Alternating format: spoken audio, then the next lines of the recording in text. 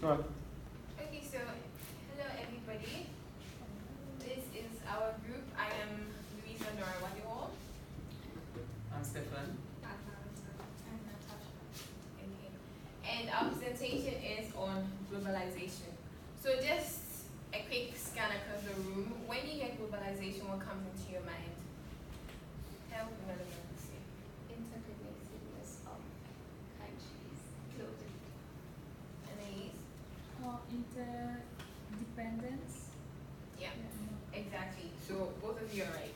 So globalization is essentially the integration of cultural, political, economical, and technology through trade, capital technology, goods and services moving across countries. And so we just want to give a brief historical background of globalization. So there's no one place emerging as this is where globalization started. So according to the Silk Road trade, globalization started in 325 BC, before Christ, BC, between the West and the East in trade of spices and knowledge. And also another school of thought says that it started during the Islamic Golden Age when Jewish and Muslim traders created globalized crops, meaning that they exchange crops and then they grow in their country. So that was also a form of globalization.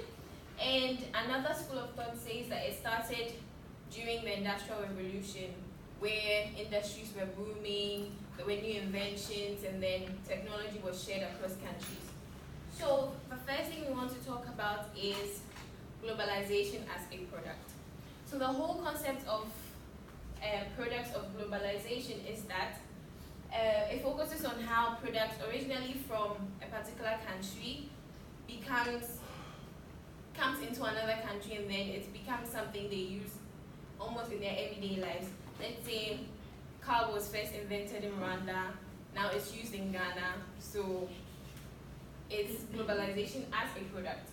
So our group decided to focus on an event that happened that caused a lot of stir and everything in Paris. So Paris Fashion Week, and this designer called Stella McCartney decided that for her outfits would be in African prints, which were modeled by white people, not even African models.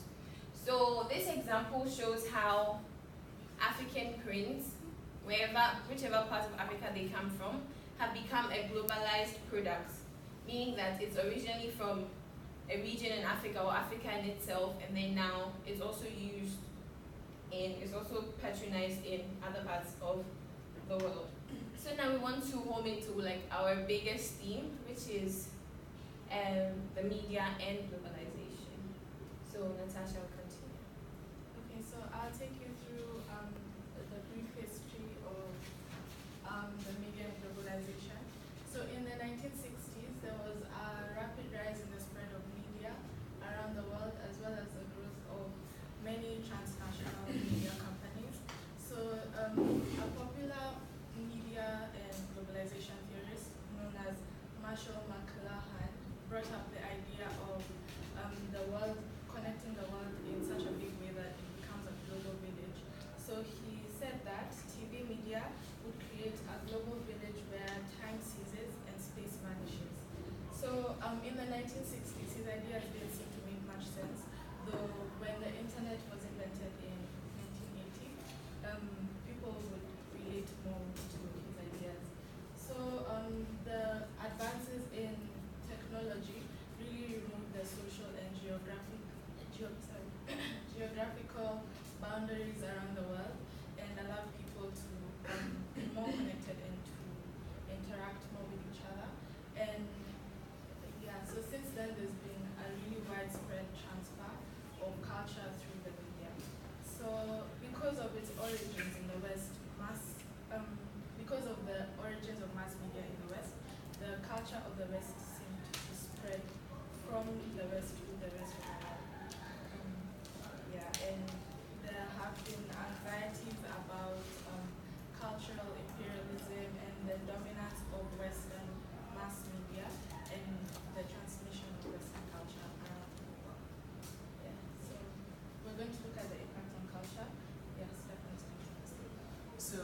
Mauritius as our case study. So Mauritius is an island that had no indigenous population before colonization. And thanks to colonization, it has become one of the most diversified communities that exists today. And also from that diversification, Mauritius has forged a national identity for itself. But the thing is, today that national identity is being fragilized in favor of the cultural one, which is the people tend to identify themselves more like in terms of Hindu, Creole, or even a Franco-Mauritian instead of the national identity, which is simply Mauritian.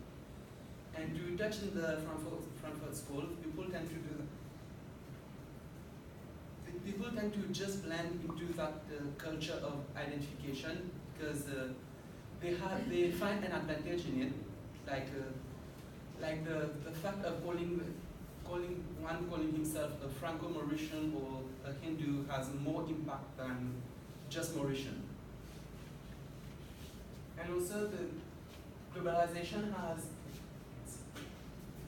affected Mauritius in many ways, one being like a long decades relationship between Mauritius and India, which has led to the adoption of one of India's feudal system, which is the cross and case system, where everywhere we have some type of political system such as communist or democratic. Where in Mauritius we have something called like class politics, where people tend to vote along a certain cultural or social boundaries. Like Mauritius being a majority Hindu, about 48% of the population. Hindus tend to see it in themselves like the fact of being the majority in parliament is like they take it something for granted. And also we have this thing is being normalized by the media as it has created a class and racial system, and it has been normalized by the media for a time. And it has been distracting people from reality, like so that not to create riots and problems. Okay. So some of the theories we looked at when we were talking about the media and globalization, or how the media is a tool of globalization, in that the media helps transmit global ideas, global products across the world. We came across a few theories. The first theory we want to talk about is the Frankfurt School and the concept of cultural industries. So this is mainly when the culture popular culture is produced from, let's say, Germany, and then it's transmitted through the media, and then it's maybe broadcasted by the local media in Ghana. So then, as a way, with time, Ghanaians would start to familiarize themselves with the German culture, which has been transmitted onto them through media. We also talked about the Frankfurt School and homogenization, where it seems like gradually the world is becoming similar in values and culture, and this is because of media. We are all exposed to the same kind of knowledge, and then we are all becoming similarly alike in our dreams and our goals and our values and things like that. But then on the other hand, we have the Birmingham School and the concept of bricolage, where they say that, okay, fine, people have the agency to modify whatever they receive from the media. So they are not just passive receptors of information from the media. They could also take it and then add it to their local culture, which is globalization, if I'm correct. And we also talked about functionalism and agents of socialization. So functionalism identifies the media as a source of socialization. And so how this impacts culture everywhere in the world is that, so the media presents information, ideas, and things of the sort. And then as human beings, we tend to accept things, like if I'm seeing something in Uganda, oh, this is really nice, so I have accepted it it becomes part of my daily culture with time. Usually it's even unconscious. You don't notice when you are enjoying West African music and then now and stuff like that. That's just an example. I know it's a very topical debate, but that's just an example. So yes, now Valentine will take us to the next part of our presentation. So the next part of our presentation is neocolonialism. Neocolonialism is the practice of using capitalism, globalization, and cultural imperialism to influence or control a developing country. So a good example of this would be Kenya with the 2013 elections that took place. The people who were running was Raila and Uhuru Kenyatta and William Ruto. At the time, Uhuru Kenyatta, who's the current president, was facing charges against humanity at the ICC, and so is his deputy. And a lot of people came out and spoke about how uncomfortable they were on him running for presidency. We had the US, and I think the UN, but most of the US came out and openly said that they would not trade with Kenya anymore if Uhuru Kenyatta wins. They were trying to strategize a way that they could threaten people to vote for someone else other than Uhuru. But eventually he won. So the strategy was to basically intimidate and use their power and their money and their trade to show Kenyans that, he's not the person that they want in power for this government. And another example would be Charles Taylor. Does anyone know Charles Taylor? Does anyone know him? Where is he? Who is he? The former president of Liberia. Yeah, so he's the former president of Liberia. He was accused with charges against humanity, and he was president from, I think, the late 80s to 2003. He escaped Liberia and went to Nigeria for exile. And the minute that he left, you had the U.S. Congress and a lot of Western powers coming in and saying that they are willing to give out $2 million to anyone who captures him. So you see how through the media, the Western powers are willing to influence and take control over African countries. So the impact of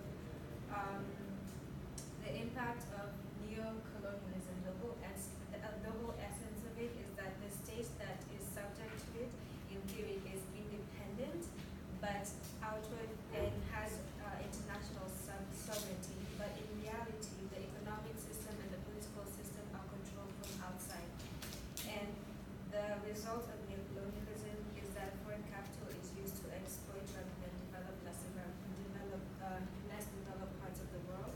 And investment under neocolonialism increases the gap between the rich and poor countries. Like, that's the whole picture of neocolonialism. Yeah, so in conclusion,